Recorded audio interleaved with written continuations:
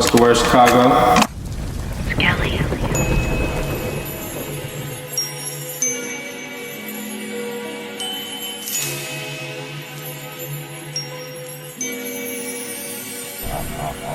southislandbrand got it tatted on my body. Young nigga. Yo, what's the word, Chicago? Shit. Glad to be back with another interview here with a very special artist. You know, upcoming artist. Got a hot little song out right now. My girl Pro. How you feeling What's today? going on? I'm doing good. I'm glad to be here. Yeah, bro. Glad to have you for sure. Thank you. So, Molly Party. Molly Party. Man, the latest song that you got out right now, how did that come about? You know, tell us a little bit more about that. So that song specifically, if the spotlight is on that song, which shout out to Molly Party. It just hit a month today that it's been out, so that's ironic. Molly Party came about. I was in the studio with my guy. He's a DJ. He actually kind of introduced me into the house scene, kind of. That's his genre that he primarily dabbles in. Well, that's his genre that he be doing. I mainly do hip hop music. But when he was working on like a beat when I had came into the session, I was really fucking with it, and he would take me around to like different club scenes and stuff and introduced me to that vibe. So he was kind of like, why don't you just try, like, for the fuck of it, to just do some shit on it? I'm like, yeah, that's not the worst idea. I'm down to get creative and try different things. So being also the fact that he's a DJ and he's in that like position of power to like spin records and stuff. Yeah, I was like, fuck it, we could just try it out, you know? So that was the beat he was working on at the time. And then, yeah, I just kind of jumped on it and like kind of just put stuff together. But yeah, that's kind of how it came about, Molly Party. Oh, bro. Mm-hmm. Yeah. So the reason why I asked about that song first is because, like, when you market, you really be marketing. Like just looking at your page, I'm like, okay, yeah. So this is someone who clearly understands, like, it's bigger than just the music. Like, you can have good music, but it's so important to, like, just push it and, like, get it in everybody's face. Absolutely. Like, what was, like, your journey been like that? You know, coming from, like, a small artist just getting established. Yeah. Like, tell us more about, like, how, you know, you're just trying to get out there. So, thanks for acknowledging that, by the way. No, I just heavily started doing, like, these back-to-back short-form contents for the music, because I've been making music for the last 10 years. And I see that even in the time where I was super, like, I had a lot of momentum. See, the music game and social media go right hand in hand when, obviously, when you're marketing it, of course, because social media is the platform to push things, whether it be music, branding, just whatever in general, right? Yeah. I always found that the void for me and for a lot of artists, I can say, I'm sure you agree too, is that people think they just post a song continuously, you know, harass. It's like almost harassment, always being like link in bio every other post. You gotta creatively find ways to make people engage in the content, right? Very true, yes. So that's kind of the swing that I've been going with this specific song, is like, you know, let me put a little more effort into just short form content, because if short form content comes from making little pieces of content from long form content, right? So if I get in front of the mic and I perform the song once, this is like the recipe here, by the way. For anybody watching who needs to kind of market their music better, try doing like a straight shot of you just performing the song in different areas and just grab little pieces from that and just repost them. Kind of like either resharing the same part of the catchy part of the song, or just something that you think is like super hard about the song. I know you didn't ask me to give them like no gems, but I just feel like dropping them anyway, right? Yeah, I feel like that's what came out of that question, is kind of, that's my journey so far with this whole different approach, is that, you know, let me post more visual appealing videos, even if they're not the most appealing. It's just a different swing in a direction that I'm trying to go in, because I notice having a good song is not the almost kind of like the principle here. Like, the principle is really like how you market it. It could be a booty ass song, but there's people out here that just because they market it so well, it goes up. Yeah. So I mean, that's just, those two things have to go hand in hand. If you're not gonna do marketing for your song, you might as well, like, low-key just not even drop that bitch. You know what I'm saying? So that's so real. Yeah, but I appreciate you acknowledging that, because I would say that before I dropped Molly Party, I wasn't really the type of person that was posting a lot of like short form content consistently to just keep it kind of in the air. You know what I'm saying? Keep it alive. I would just post it, and then it would gradually die down on its own. You know what I'm saying? Which is Right. not hard to do when you're not promoting it. Feel me? Very, very true. Yeah. Man, so you said something that caught my ear. You know, Mm-hmm. you've been doing or making music for 10 years. You I know? have been, yes. You don't do anything for 10 years unless you love it, for sure. Totally. And I know, like, man, the music game in general is a game of, like, ups and downs. You feel me? Absolutely, So yeah. tell us, like, about your journey pretty much from where you first started at and, you know, just some of the key lessons that you learned getting into now. Yeah, for sure. So even just coming down here was like a full 360 moment for me, full circle moment, because the room that we're sitting in right now is actually a room where, like, I would say 50% of my catalog was recorded in. It's crazy. Yeah, no, it really is. But so, yeah, I since I was young, I was influenced by, I feel like our generation of people. Well, I'm not sure how old you are. I'm 27. Not sure if that matters. Shout out to all the Capricorns out there. But My sister's a Capricorn. Shout out to Capricorns. okay. Yeah, so I was heavily influenced by Young Money, Lil Wayne, and then him being the person who, like, found Nicki Minaj and found Drake. When I specifically, not to sound like such a barb, but also, like, I have no shame in being a barb. Since the beginning of time, like 2010, the Come Up DVDs that Nicki Minaj would be on, the Jump Off, all that shit. I was always influenced because I was like, I always liked making music. I just didn't categorize myself as a certain genre, you know? Like, I had asked my dad at like 11 years old if I could have a guitar for Christmas. So he got me a guitar. I would be strumming that bitch with no direction, with no instruction, just what sounded right, you know? Yeah. And I would have a notebook, so I would just be writing stuff. But when I saw Nicki Minaj's Come Up DVD, where she was like spitting, I was like, that's it right there. Yeah. That's the shit that I want to be That's so doing, you know? dope, bro.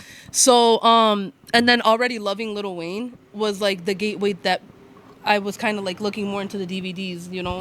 They were like these series of DVDs that used to come out of New York. You know how we have like World Star Hip Hop and everything Yeah. is digital now? They used to actually print CDs and push Type artists like that. shit. So, Super so dope. that's where I saw Nicki Minaj on. And bro, she was just spitting, and it was like something that like I just had never seen. I was born in Italy too, so like that's not a genre of music that specifically stands out. You know what I'm saying? Very true. And so, I mean, shout out to all the Italian people in the rap scene because that's become such a thing now. Nice. But I'm just saying, like, that was almost kind of like a first timer for me, just seeing a female dominating it like that. And don't get me wrong, I know there's people that paved the way even for Nicki Minaj, you know, Yeah. True. the female artists that come before her. But for me specifically, for my Yeah. journey in music, That was it like was year her. one. It was her, yeah.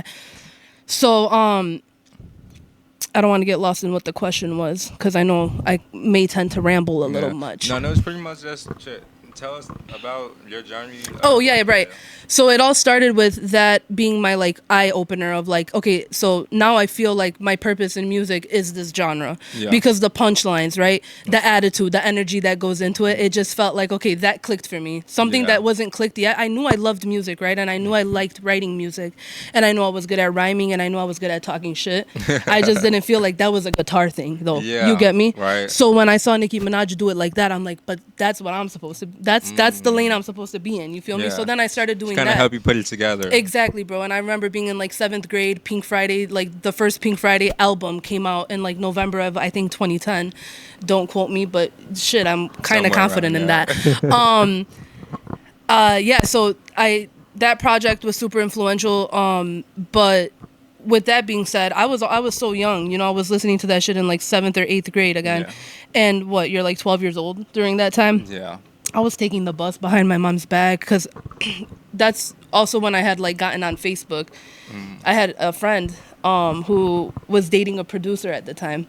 She had came to school and she was telling me like, hey, she knows like that I love music and I love Yeah. making music, and she was a super huge supporter too, because I would just spit, I would just freestyle and shit. You Type know what I'm shit. saying? So she was all for it, and she was like, yo, someone added me on Facebook yesterday. He's a producer. He lives in Stone Park. Melrose Park, blah, blah, blah. I was like, well, shit, dude. Can we tap in with him? You know what I'm saying? Bro. I almost felt like she was fucking with him because he's a producer, and like for me more than for Type her shit, type yeah, shit. she So I tried to was put like, you on. my bitch, you know? So I would take the bus behind my mom's back to go. out there to go to the studio and stuff with her. And yeah, my girl put me onto this dude, and me and him are still tight to this day. That's the producer, crazy. but I was recording in just like his closet in an apartment. My first couple of songs that are on SoundCloud, but from there, I then made the connection of, I was just kind of just jumping around at different spots, just whoever would holla at me, because I used to do YouTube videos. That's kind of like how I came up, was doing YouTube videos. Right. People got acquainted with me doing music because they would see like, oh, Mary Rose just posted a cover to this song or a cover to this song, you know what I'm saying? So it came to a point too where I used to do shout outs, where I would be like, I'm about to drop my what's it called, good Cushion Alcohol remix on YouTube, who wants a shout out, and like people would blow my shit up. So then I would shout them out at the end. It was like this whole engaging thing, right? Yeah. Anywho, so You low-key been a marketing genius. Sorry to cut you off. You low-key been a genius with the marketing before you even was thinking about it. I really appreciate you saying that, because I don't feel like I've been owning that part. I really Yeah. don't, but I appreciate that for sure. Like we're all our biggest critics. Exactly. And there's things that happen, like you said, music is full of up and downs, and if it wasn't for the love, like would I even still be doing it? Obviously Very not. true. I feel that so much. Yeah, I definitely feel like I can be doing things even like on a way greater scale. You know what I'm Yeah. saying? Of course, because you can always do more. You know what I'm saying? And I have to do more. But so I appreciate those comments problem. that you're making.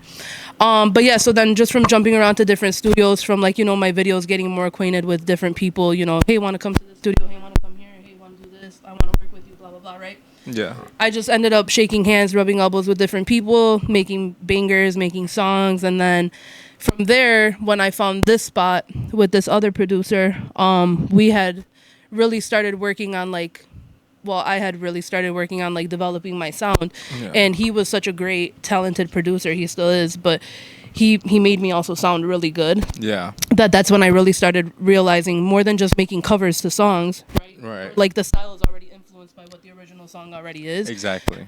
Like I want to work on my own sound, Yeah, finding your sound. Yes, exactly. So that's where the YouTube beats and shit come in. Before you're smart enough to know, don't use YouTube beats.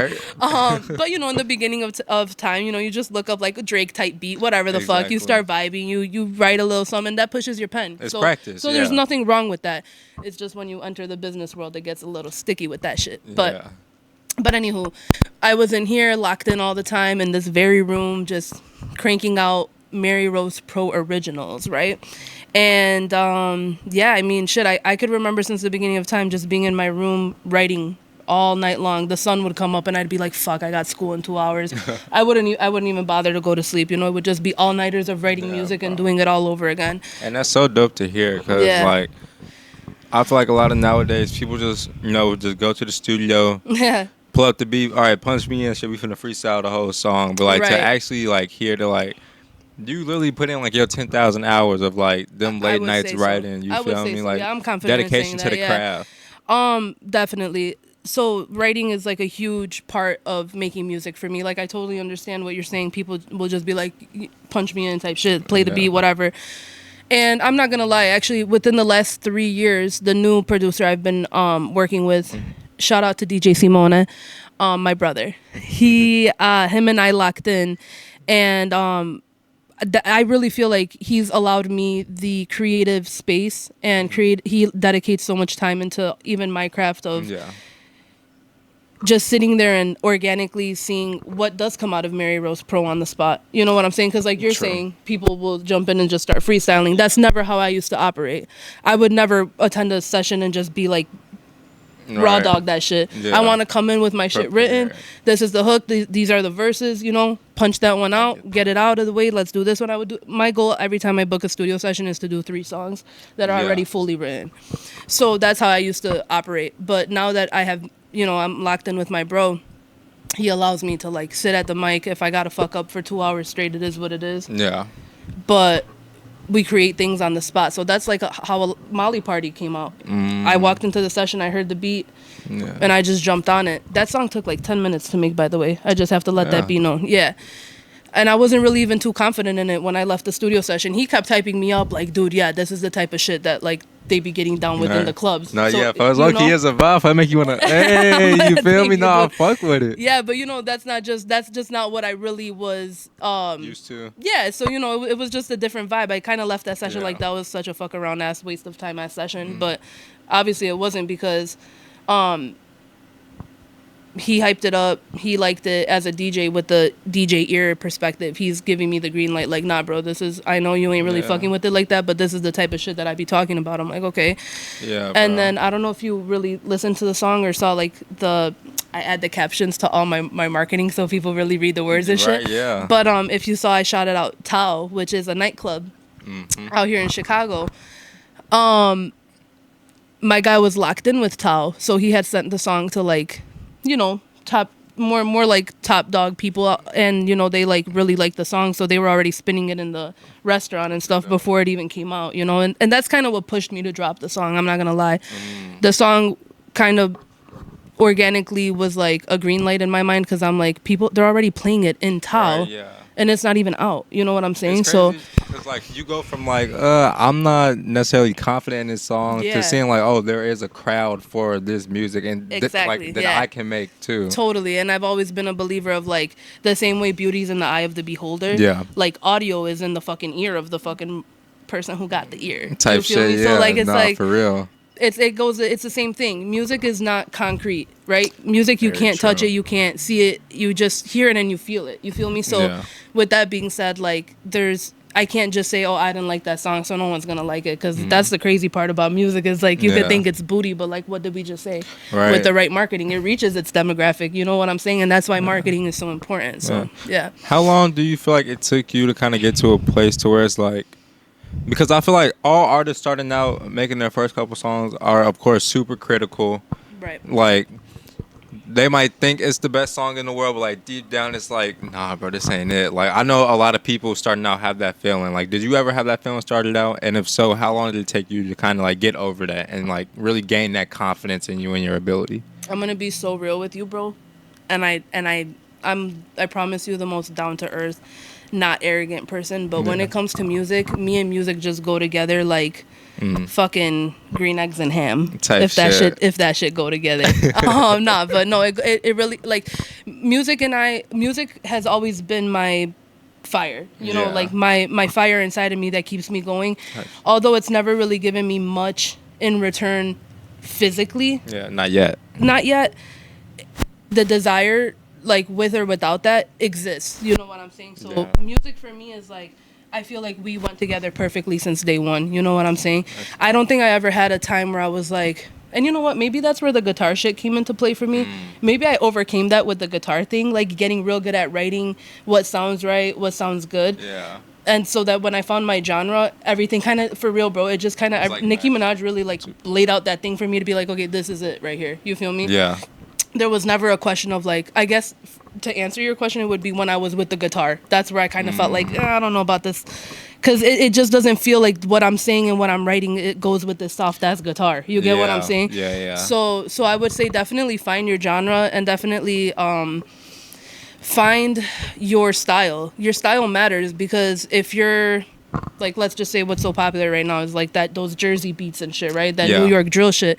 If that's your style, don't be on no fucking string ass beat. Right, yeah. Because that's just not gonna sound right. You're talking about all that hard shit on some fucking romantic ass beat. That's just not right, you know? Yeah, no, I get that for So sure. yeah, I guess that's kind of my advice towards that. Nice. Man. Question time. Yes. Okay. Who's your favorite artist that you're listening to right now? Like that's like really influencing like you and the music that you're making. I would definitely have to say Drake. Okay, okay. Drake's also been in the game for so long. I feel like Drake has grown with a lot of us. Very true. You know, since I like get the that. beginning of time, since like I'm on one, like what I don't remember what year that was, but up until now he's just been dropping like consistently and strong. You know, like it's strong, consistent bodies of work. And of course, you know, does he have writers? Sure. That's not the point though here. Yeah. As an artist, that's the type of music that even keeps me like still, you know, a light bulb in my mind of Yeah. new stuff. More, but what's the word I'm looking for? Like, it just keeps you like pushing out new shit. That would be Drake for me. No, for sure. Yeah, and he's also so versatile. You know, he even dropped that Very dance true. project last year. Was it 2 years ago? Yeah. What was it? Damn, what was the name of it? Fuck, what was it called? Okay, got it. That makes sense. So yeah, honestly, never mind. But yeah, no. So he's super versatile, and he definitely keeps things fresh. No, Drake is definitely a big influence for me too. Yeah, because of that reason. Like, Yep. I could definitely appreciate like the genre bending like parts of artists, or like the person who isn't scared to like try something new, like step into a different Totally. lane. Like, yeah, I would never expect for Drake to like go get on like some crazy like shit, like similar time back, like what you said of like, if you know you doing the Jersey beats, don't get on like no slow ass romantic ass fucking beat type shit. Right. Drake wouldn't do that, like, but he'll still experiment within his range. Absolutely. And that's something I really do appreciate Me with too. artists, man. Me too. Because, like, you know, obviously I'm not here to down talk anybody, but, you know, even like the baby, he was killing it. He was on top of all charts. He was back to back killing it between features and independent songs. And it's like his style remained so the same that even when that whole like controversial situation happened where, you know, he said whatever he said publicly, it was enough to take him down and really get him canceled. Right. I feel like if Drake said some fucking shit towards the like gay community, Right, bro. The music's so good. How you gonna cancel so strong Drake? that it's just gonna hold him up. The real one's gonna stay type shit. Right. But with the baby, it's like there was I don't think there was any like value to the listener to be like, okay, you're a piece of shit for saying what you said, and on top of it, fuck you, because your music ain't even all that. You feel what I'm saying? Type shit. So it's like, and it's like, you know, shout out to the baby. Like, ain't no shade, but it's just it's just facts. You feel me? Yeah. So yeah. Yeah. What do you feel like separates you from your peers in terms of like your artist identity? I think that what would separate me from my peers is, I think it goes back to like that 10,000 hour thing that we were talking about. I just really feel super grounded to music, and like I'm very confident in music. You know what I'm saying? Like if you held a gun to my head and said the only way you're getting out of here is if you fucking do something musically, shit, I'm getting out of here. You feel me? Right. Like for real. So I think it goes back to just like that confidence of like, I don't know, I just always felt like music is my savior for real. So like music saved me out of a lot of like times. Life is weird, you feel me, bro? Like you said, it's full of ups and downs, and like music has just always been that constant variable in my life, that no matter where my life is, music is always just there too with me. You feel me? So it's like real, bro. you know, I can say that in like some dark times and even like relationship influenced times, you know, I don't know about you personally or like anybody listening to this right now, but there's been times where relationships that we're in, whether it's intimate relationships or friendships or just even family relationships, that like they get you in such a dark place in your head, it almost kind of like takes you away from the things you love, right? And I can say that in dark relationships that I did have, music was always like still there, but there's been times where I've attempted to put it on the shelf because what I was currently involved in was taking more energy out of me than the thing that I love.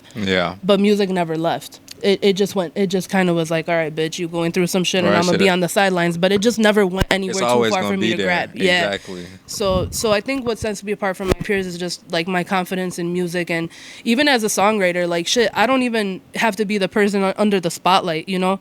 I'm even happy doing like some BTS shit, some songwriting shit, because I think that my pen is strong. Molly Party, I do have to say, isn't the best way to, you know, vouch for me on that end of in that aspect of like being a strong songwriter, because it was so organically made on the spot, and the genre also calls for just like random just like shit that you to it's more say. just about like energy, more correct like there you go, thank you for saying that. And so like, you know, with rap it's different because you're either storytelling or you're actually trying to get at something song theme wise, like to fit the context of the song. So I know it could be kind of hard to like pinpoint, but what is like the song or project that you think kind of embodies you as an artist that you would like want everybody to go listen to if they were to check you out, like first impression? So first impression, I would definitely tell people to go check out Changed Up. Changed Up is a song that actually could use way more marketing. It was kind of just one of those post and go songs. But, you know, with post and go songs, and this is for all the artists out here as well, go back to those songs, re-release them, put work into them, put effort into them. And actually, this interview just inspired me to go put some fucking marketing behind Changed Up, because how the fuck do I look like telling y'all to go listen to Changed Up and I ain't even putting that shit in you guys' face other than right now. And Changed Up is hard. I made that song in like 2017. So from then to now, it's been like what, 17, 18, 19, 20, 21. Yeah, remaster, re-release that. Dude, yeah. 8 fucking years, bro. Because time flies like that. That is true. 7 or 8 years gone by, and Changed Up is a hard ass body of work. But that's just for songs that are out right now. My top 3 that I would go tell a new listener to listen to is Changed Up, Chicago Milano, and Blessed, for sure. MaryRosePro on all platforms, by the way.